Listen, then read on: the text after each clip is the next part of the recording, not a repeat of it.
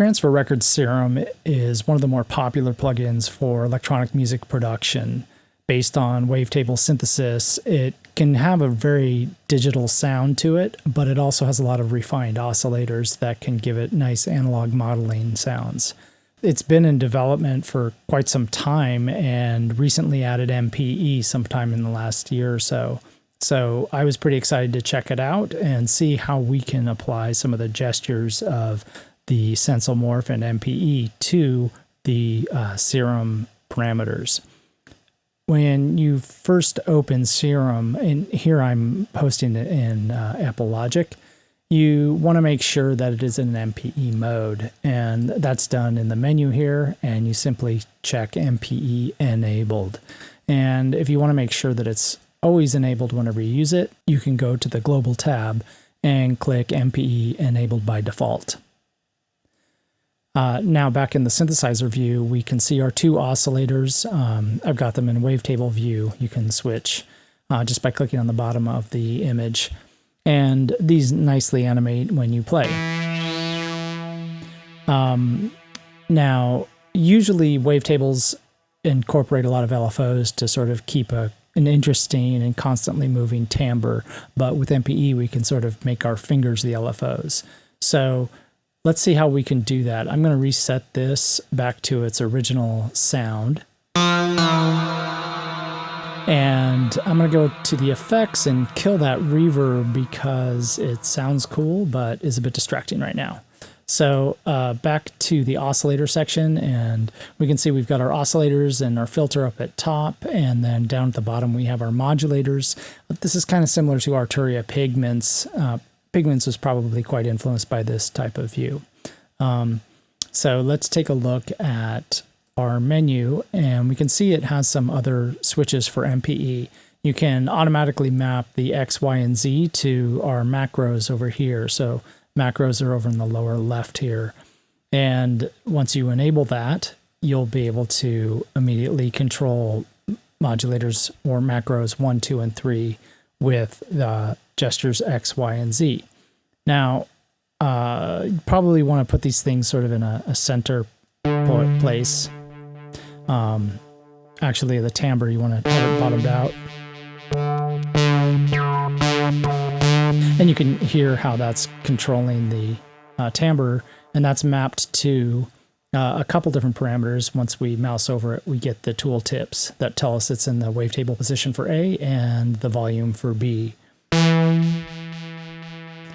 So if we go back to our sweep view, we can see how we're moving through the wavetable there. And then we also have a low-pass filter that's being controlled by pressure. Now, these don't animate, unfortunately, but it's great because there's lots of different views on how to see what's applied, what's modulating what parameter in Serum. So if we go to the matrix view, we can find our macros and see where those are headed. So macro 1 is going to the warp on A, and that's for X. Now to notice that's doing pitch bend and not actually doing the warp, and I'll get into that in a minute. Macro 2, we can see that's going to the wavetable, and we can see the animation here, which is really nice. That shows how our modulation is affecting that parameter and what range. And we can use these sliders to sort of increase how much of that it's doing. And similarly for pressure, we can see that animated on macro 3. And I'm just pressing up and down and rapidly oscillating that little animation.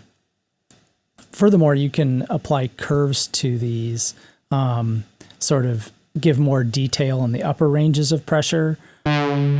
So maybe with lower values, it's not going to change the parameter as much. Similarly, you can bring it down on a curve like that. That's a really nice feature because a lot of times, you know, you kind of have a feeling of how you want it to play, and using just a strictly linear map doesn't give you what you want always. So let's take a look at how we can use our own mappings within Serum. This is using the automated XYZ. Let's turn that off. There's a few different ways to apply our gestures to different parameters. So for example, we can go to filter, and I'm going to just remove all the modulators. And now we can apply the pressure just by going to a modulation source. And I'm right-clicking with the mouse to get this menu, of course. And I'll select MPE. And now we have a nice animation when we directly apply that modulator. So you can see that there's the little blue indicator on the ring here. And you can also see, of course, the modulation of the filter by the filter graph. If I use, say, pressure on the drive, we could use that, and that's, of course, just going to animate our blue indicator around the ring here.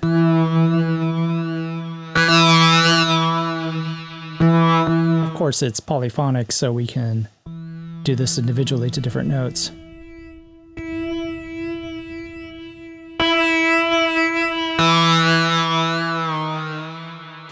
Now, there's the question of the X. As I said previously, we're sending pitch bend, and when we send the pitch bend, we're just being able to control those polyphonically, but we're not able to apply that pitch bend to a parameter. As you can see, modulation sources are, do not, well, I guess we could use pitch bend here, but it's not going to do it polyphonically.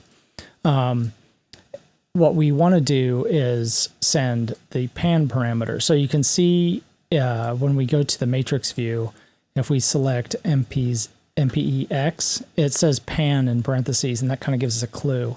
MIDI pan is controller 10. So the cool thing about the morph is we can reconfigure it this way. And since we're using the Buchla Thunder overlay, we can use the preset bar and the programmer's bar to select different presets. So let's take a look at the Sensel app and see how we can make that change quickly. Of course, I've already done it like any good cooking show, but to take a look at what we do, we'll select our current overlay, and we have set one up here at the top.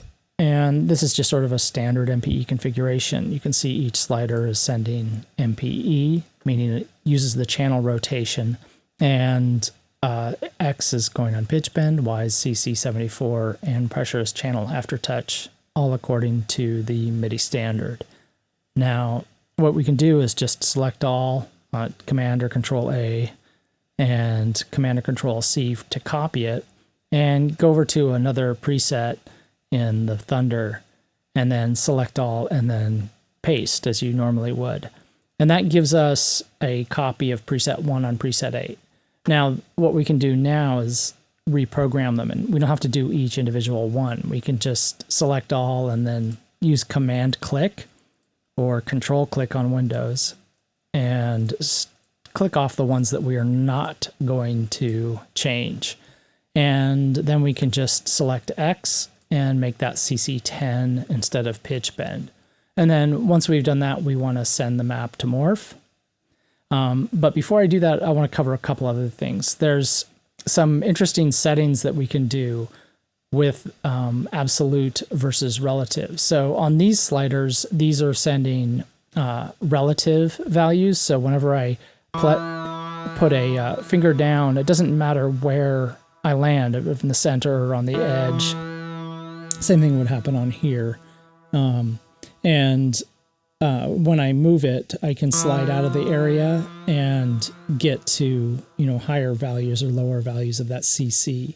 Now in this one, I have, this is absolute. So you can see absolute X is checked for this particular one.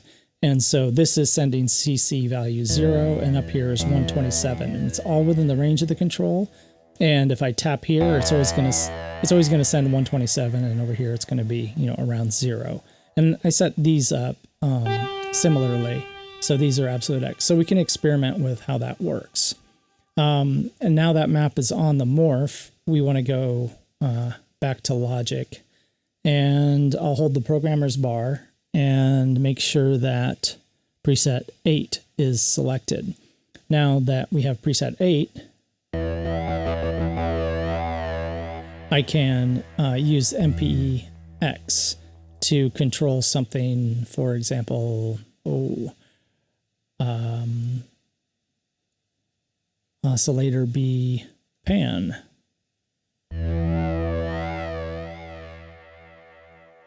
and add some amount to that. And if you're listening on headphones, you'll hear that panning left and right. And you can see when I tap on the left, the animation showing the value is over on the left, and it climbs as I move over. Now over here, these are relative. So they always start in the center, wherever I tap. And then I can move it accordingly. So it's kind of a personal preference of how you would want that to work. So that's how you get the X value as a sort of modifier for your parameters polyphonically. And now if I went to MPE enabled and had X enabled here, that was going to control whatever's going here, which its destination is on A warp.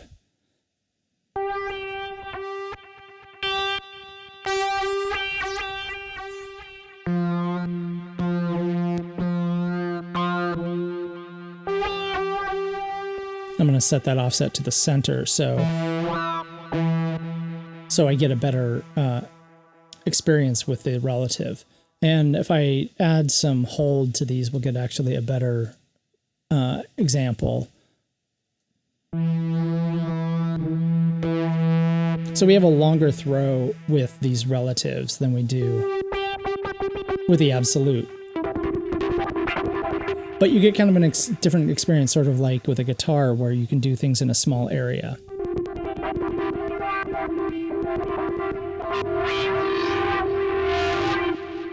And you can really get expressive. So that's kind of just the overview of how you can apply MPE to parameters in Serum and how you set it up. Of course, this synthesizer is much deeper than what I've gone through, but it's nice that you can find out how things are modulated. You can mouse over the rings and see where things are assigned on parameters. And you can go to modulators and find out how those are applied to different parameters. Similarly, the matrix gives you a nice overview and animation of all the incoming modulators, particularly from MPE.